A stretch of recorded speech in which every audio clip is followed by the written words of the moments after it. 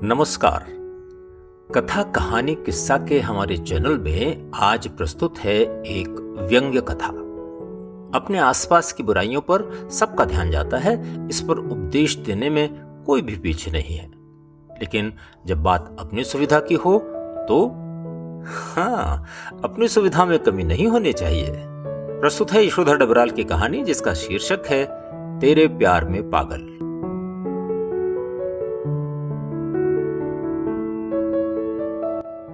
वो आज काफी बेचैन नजर आ रहा था। ये बेचैनी किसी दुख की नहीं बल्कि अति उत्साह की थी। उसे लग रहा था कि उसकी सोच ठीक वैसी ही है जैसे कि सरकार की। सरकार द्वारा कल प्लास्टिक उन्मूलन के लिए एक बहुत बड़ा जन जागरण कार्यक्रम चलाया जाना है। उस कार्यक्रम में उसे भी प्रतिभागिता करनी है। वो सोचने लगा कि उसे प्लास्टिक के प्रयोग के लाभ हानि का कुछ विशेष ज्ञान होना ही चाहिए। वैसे इतना बड़ा आयोजन है तो बड़े बड़े बुद्धिजीवी वहां पर अपने अनुभव और अपने ज्ञान का बखान तो करेंगे ही। सच, ये प्लास्टिक न जाने कब हमारी जिंदगी में एक जरूरत बन गया और पता ही नहीं चला। उसने एक गहरी सांस ली और मोबाइल निकालकर उस पर प्लास्टिक के बारे में न जाने कितने आर्टिकल खोज डाले। उसे अचंभा हुआ कि जिस प्लास्टिक को हम मात्र प्लास्टिक कहकर शांत हो जाते हैं, उस प्लास्टिक के तो कचरे के भी 7 प्रकार होते हैं। वर्तमान में हम 400 मिलियन टन से भी अधिक प्लास्टिक कचरा उत्पन्न करते हैं। सन 2050 तक ये अनुमान है कि दुनिया के प्लास्टिक कचरा उत्पादन में 1100 मिलियन टन की वृद्धि हो जाएगी। ओह, ऐसा हुआ तो दुनिया का क्या होगा? कहते हुए उसने अपना मोबाइल अपने सिरहाने पर रख दिया, करवट बदली और बाएं हाथ को मोड़ उस पर अपना सिर टिका दिया। अगली सुबह वो प्लास्टिक के खिलाफ चल रहे अभियान में बने मानव श्रृंखला का हिस्सा था। सुबह से ही खुश था कि वो देश के लिए कुछ अच्छा करने जा रहा है। प्लास्टिक को हमारी जिंदगी से हटा ही देना चाहिए, ऐसा उसका मानना था। उसने खुद कई बार देखा था कि कूड़े के ढेर पर खड़ी गायें प्लास्टिक की थैलियों को चबाकर निगल जाने का प्रयास कर रही हैं। उसे अपना बचपन भी याद है कि जब घर से निकले तमाम अवशिष्टों को गांव के बाहर एक जगह पर फेंका जाता तो वही अवशिष्ट खाद का रूप ले लेता था, जिसे बाद में खेतों तक पहुंचा दिया जाता। लेकिन अब ऐसा नहीं है। आज घर का कूड़ा बस्ती के बाहर जहां फेंका जाता है, वहां की जमीन इतनी निष्ठुर हो जाती है कि दूब तक नहीं जमती। वो कई वर्षों से देख रहा था कि वहां धीरे धीरे प्लास्टिक का पहाड़ सा खड़ा होने लगा है। ये सब देख वह स्वतः स्फूर्त प्लास्टिक उन्मूलन की मुहिम का हिस्सा बन गया था। सुबह से व्यवस्था अव्यवस्था के बीच वो मानव श्रृंखला में बना रहा। बड़े बड़े टीवी चैनल के पत्रकार इस इवेंट को कवर कर रहे थे। इस मुहिम के प्रति उसकी उत्सुकता देखकर पत्रकारों के माइक और कैमरे उसे फोकस करने लगे। उसके चेहरे पर भी चमक आ गई थी। पत्रकार ने उसे प्रश्न किया, क्या नाम है आपका? मानव बुद्धिमान, उसने उत्तर दिया। बुद्धिमान? पत्रकार चौंक गया। ये कैसा नाम है? पत्रकार को चौंकता हुआ देख उसने हंसते हुए कहा, जी वो क्या है कि पिताजी ने मेरे बचपन में ही सोच लिया था कि मुझे अपने नाम के आगे जातिवाचक संज्ञा नहीं लगानी चाहिए, जिससे मैं पूरे समाज का प्रतिनिधित्व कर सकूं। पत्रकार ने प्रश्न कर डाला, आज आप समाज का प्रतिनिधित्व कर भी रहे हैं, इसमें दो राय नहीं। अच्छा बुद्धिमान जी, बताइए कि ये प्लास्टिक के खिलाफ मुहिम की जरूरत आज क्यों आ पड़ी? बुद्धिमान विचारक की मुद्रा में आते हुए बोला, देखिए, अगर हम आज प्लास्टिक से होने वाली हानि के बारे में नहीं सोचेंगे तो कल अपने भविष्य के बारे में सोचने के लिए हमारे पास कुछ नहीं बचेगा। आपको शायद मालूम न हो कि पूरी दुनिया में उत्पादित अरबों टन प्लास्टिक कचरे में सिर्फ 10% प्लास्टिक को ही रिसाइकिल किया जा सकता है। सिगरेट के पीछे जो फिल्टर लगा होता है ना, उसमें प्रयोग होने वाला छोटा प्लास्टिक फाइबर भी प्लास्टिक कचरा ही है। प्लास्टिक के स्टिकर, प्लास्टिक की बोतलें, उनके ढक्कन, सुपरमार्केट के बैग और तो और प्लास्टिक के खाने के रैपर हमारी नदियों से लेकर हमारे समुद्र तक को प्रदूषित कर रहे हैं। बुद्धिमान अपनी बात पूरी भी न कर पाया था कि पीछे से भीड़ का धक्का लगा और माइक पकड़े पत्रकार दूर छिटक गए। उनकी रिपोर्टिंग जारी थी। तो देखा आपने, ये यहाँ तो भीड़ खड़ी है, उसमें कितना उत्साह है। कहीं ना कहीं इसको दूसरे नजरिए से देखा जाए तो लोगों में प्लास्टिक के खिलाफ भारी गुस्सा होने का यही नतीजा है। आज प्लास्टिक उन्मूलन के लिए उमड़े इस जनसमूह के बीच से हम सबसे पहले आपको एक एक पल की खबर पहुंचा रहे हैं, तो बने रहिए हमारे साथ। आज पूरे दिन हम प्लास्टिक के उन्मूलन पर बात करेंगे प्लास्टिक के हमारे जीवन पर पड़ने वाले दुष्प्रभाव की। तो फिलहाल आपको लेके चलते हैं अपने स्टूडियोज, और वहां पर बड़े बड़े एक्सपर्ट चर्चा के लिए तैयार हैं। आज की मानव श्रृंखला में आम आदमियों से लेकर सरकारी कर्मचारियों की भी भागीदारी थी। कार्यक्रम को सफल बनाने के लिए इन सरकारी कर्मचारियों को अनिवार्य रूप से अवकाश दिया गया था। ऐसे ही एक सरकारी कर्मचारी मानव बुद्धिमान के बाईं ओर खड़े थे। नाम था लक्ष्मी चंद्र। इनके साथ समस्या ये थी कि अगर गलती से इनके चंद्र को ग्रहण लग जाए तो लोग बाग इनका लिंग परिवर्तन ही कर डालते थे। एक बार तो इनकी जिंदगी में ऐसा मजाक हुआ कि इनके हाई स्कूल के सर्टिफिकेट में लक्ष्मी चंद्र की जगह कुमारी लक्ष्मी लिखा हुआ आ गया था। इस समस्या का समाधान उन्होंने ऐसे किया कि अपने नाम के साथ तूफान तखल्लुस लिखना शुरू कर दिया था। इनका मानना था कि तूफान नाम लिखने से अपने अंदर से ही मर्दानगी झलकने लगती है। इनकी और मानव बुद्धिमान की आपस में अच्छी दुआ सलाम थी, सो सुबह से लेकर दोपहरी तक मानव श्रृंखला में लगे होने से उपजे उबाऊपन को हल्का करने के लिए वो बीच बीच में आपस में कुछ मजाक कर लेते थे। थकान से लेकर जब बात भूख पर आई तो तूफान साहब ने धीरे से मानव के कान में फुसफुसा दिया, मैं जानता था कि ऐसी नौबत आने वाली है। इस प्रकार के आयोजनों में आम आदमी को भूखा और प्यासा ही रहना पड़ता है, इसलिए भैया हम तो 2 पराठे विद आमलेट पन्नी में लपेट कर ले आए थे। मौका देखकर काम कर लेंगे, कहो तो आप भी। मित्र का निमंत्रण पाकर मानव ने मुस्कुराहट के साथ उसे ठुकरा दिया।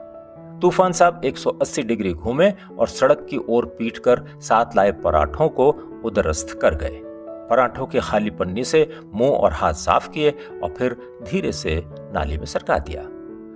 थोड़ी देर हुई थी कि मुख्यमंत्री और स्वास्थ्य मंत्री का काफिला आ गया। जहां जहां से काफिला गुजरता जा रहा था, मानव श्रृंखला में खड़े लोग श्रृंखला तोड़ काफिले में शामिल होते जा रहे थे। आगे आगे मंत्रियों की गाड़ी, पीछे पीछे भीड़ द्वारा कभी स्वच्छता के समर्थन में नारे लगते तो कभी प्लास्टिक के उन्मूलन के समर्थन में। पूरा शहर परेड ग्राउंड में इकट्ठा हो चुका था। प्रदेश सरकार के छुटभैये नेता और कार्यकर्ता सुबह से ही अपने भाषणों द्वारा न जाने कितनी बार माइक टेस्टिंग करवा चुके थे। मुख्यमंत्री और स्वास्थ्य मंत्री के काफिले के पहुंचते ही मंच पर हलचल होने लगी। शहर के सब नेता फोटो सेशन के लिए सही जगह तलाशने लगे। कोई ऐसी जगह जो मंत्रियों के करीब भी हो और मंच पर पीछे लगा बैनर भी साफ साफ दिख जाए। धक्का मुक्की के साथ ये सब संपन्न हुआ तो मुख्यमंत्री और प्रदेश के स्वास्थ्य मंत्री का भाषण हुआ। प्लास्टिक हमारे वर्तमान और भविष्य के लिए कितना बड़ा संकट है, इस विषय को लेकर कई नए नए शोधों का जिक्र उनके भाषणों में था। पूरा वातावरण तालियों की गड़गड़ाहट से गूंज रहा था। यह इस बात का संकेत था कि उपस्थित जनता को सब बातें समझ में आ चुकी थीं। आयोजन के अंत में मुख्यमंत्री महोदय द्वारा सभी को प्लास्टिक उन्मूलन के लिए शपथ भी दिलवाई गई। अब शहर की इकट्ठी भीड़ धीरे धीरे छंट चुकी थी। सब अपने अपने घरों की ओर निकल पड़े। परेड ग्राउंड के मुख्य द्वार से जब मानव बुद्धिमान बाहर निकला तो उसे एहसास हुआ कि काफी देर हो चुकी है। उसे जल्दी घर जाना था। सुबह उसने अपनी स्कूटी बुंदू की दुकान पर खड़ी कर दी थी। वहां तक पहुंचने के लिए उसे लगभग 2 या 2.5 किलोमीटर पैदल चलना था। वो तेजी से कदम चाल करने लगा। उसके मन में झुंझलाहट के साथ कई सवाल उठ रहे थे। प्लास्टिक का प्रयोग नहीं करना चाहिए, सिर्फ इस बात को समझाने के लिए था ये सब तामझाम। अरे ये तो हमें खुद समझ लेना चाहिए था। कितने मूर्ख हैं हम सब। स्ट्रीट लाइट्स के जलने के साथ साथ मौसम में भी तब्दीली होने लगी थी। उसे अपनी गलती का एहसास होने लगा था कि नवंबर के महीने में हाफ शर्ट में देर तक घर से बाहर रहने की गलती नहीं करनी चाहिए। सुबह पत्नी ने भी गर्म कमीज पहनने की सलाह दी थी, पर वो माना नहीं। पत्नी की याद आते ही उसे ध्यान आया कि सुबह पत्नी का स्वास्थ्य ठीक नहीं था। उसने लौटते वक्त मूंग की दाल लाने को कहा था। मानव बुद्धिमान तेजी से बुंदू की दुकान की तरफ लपक पड़ा। दुकान पर पहुंचते ही उसने वहां खड़ी स्कूटी में चाबी लगाई और बुंदू को आवाज देते हुए कहा, अरे बुंदू भाई, जरा आधा किलो मूंग की दाल दे देना। मानव बुद्धिमान की आवाज सुन बुंदू ने काउंटर से ऊपर गर्दन निकालते हुए बाहर झांका और कहा, अरे मियाँ, इतनी भी क्या बेरुखी, 2 मिनट हमारी दुकान पर न रुकोगे? अब माना आज हीरो बन गए, टेलीविजन पे देखा था तुम्हें, अरे भाई छा गए तुम। हमें तो तुम्हारे इस हुनर का जरा सा भी इल्म नहीं था। माशाल्लाह मियाँ, पढ़े लिखे आदमी की बात ही कुछ खास होवे। क्यों, कुछ बेजा कही क्या मैंने? दाल के कट्टे से दाल निकालते हुए बुंदू पीछे की ओर पलटा तो इस बीच मानव स्कूटी को छोड़ दुकान के काउंटर पर आ गया। अरे वो बस बुंदू भाई, यूं ही, खैर छोड़ो, मुझे दाल दे दो, मैं चलता हूँ, वैसे भी बहुत देर हो गई है। हाँ हाँ मियाँ, हमें पता है, समझदार लोग अपनी तारीफ पे ज्यादा खुश न होया करते। कहते हुए बुंदू ने आधा किलो मूंग की दाल तराजू पर तौली और उसे कागज के लिफाफे में डाल दिया। अरे ये क्या कर डाला बुंदू भाई? ऐसे तो सारी दाल घर जाते जाते बिखर जाएगी। कुछ और इंतजाम नहीं हो सकता क्या? मानव ने समाधान की गुंजाइश में सवाल कर डाला। बुंदू मुस्कुरा पड़ा। उसने अपनी गद्दी के नीचे छुपा कर रखी प्लास्टिक की थैलियों में से एक निकाली, उसमें दाल की थैली रखी और मानव को पकड़ाते हुए बोला, ये आप जैसे अजीजों के लिए छुपा कर रखते हैं? सरकारी अफसरों का लफड़ा है ना? मानव ने दाल के पैसे उसके काउंटर पर रखे और थैली लेकर अपनी स्कूटी तक पहुंचा। उसको स्टार्ट किया और घर की ओर रुख किया। उस समय दुकान पर कोई ग्राहक नहीं था, इसलिए बुंदू ने दुकान पर लगे टेलीविजन पर गाने का चैनल बदला और एक बार फिर समाचार वाला चैनल लगा दिया। आज सुबह की सजीव प्रसारण की खबरें अभी भी दोहराई जा रही थीं। मानव बुद्धिमान के इंटरव्यू को बार बार दिखाया जा रहा था, जिसमें वो कह रहा था, देखिए, अगर हम आज प्लास्टिक से होने वाली हानि के बारे में नहीं सोचेंगे तो कल अपने भविष्य के बारे में सोचने के लिए हमारे पास कुछ नहीं बचेगा। आपको शायद मालूम ना हो, पूरी दुनिया में उत्पादित अरबों टन प्लास्टिक कचरे में से सिर्फ 10% प्लास्टिक को रिसाइकिल किया जाता है। सिगरेट के पीछे जो फिल्टर लगा होता है ना, उसमें प्रयोग होने वाला छोटा प्लास्टिक फाइबर भी प्लास्टिक कचरा ही है। सुबह से बुंदू ये समाचार कई बार देख चुका था, लेकिन अब उसे देखने पर न जाने क्यों उसने अपने दोनों कंधे उचकाए और जोर जोर से हंस पड़ा। उसने रिमोट उठाया और अब की बार समाचार चैनल को बदलकर उसकी जगह गानों का चैनल लगा दिया। चैनल पर मस्त गाना चल रहा था, मैं तेरे प्यार में पागल, ऐसे घूमता हूँ जैसे मैं कोई प्यासा बादल, बरखा को ढूंढता हूँ। बुंदू ने टीवी का वॉल्यूम तेज किया और काउंटर पर अपनी उंगली और हथेलियों से गाने के साथ ताल देने लगा।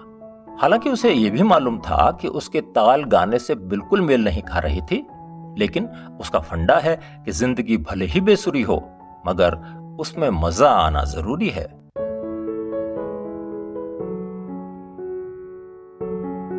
तेरे प्यार में पागल। अभी आप यशोधर डबराल की लिखी ये व्यंग्य कहानी सुन रहे थे। कहानी अच्छी लगी हो तो इसे लाइक करें, शेयर करें और अगर अभी तक आपने हमारे चैनल को सब्सक्राइब नहीं किया है तो अभी कर दें। जल्दी मिलने के वादे के साथ, नमस्कार।